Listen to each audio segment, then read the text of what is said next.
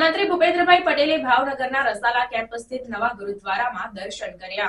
મુખ્યમંત્રી ભૂપેન્દ્રભાઈ પટેલે ભાવનગરના રસાલા કેમ્પ સ્થિત નવા ગુરુદ્વારાની મુલાકાત લઈને દર્શન કર્યા હતા.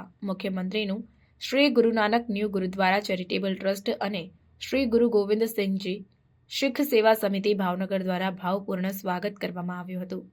મુખ્યમંત્રી ગુરુદ્વારામાં યોજાયેલા શબદ કીર્તનમાં જોડાયા અને ભક્તિભાવપૂર્વક શ્રી ગુરુ નાનક ન્યૂ ગુરુદ્વારાના દર્શન પૂજન અર્ચન કર્યા હતા.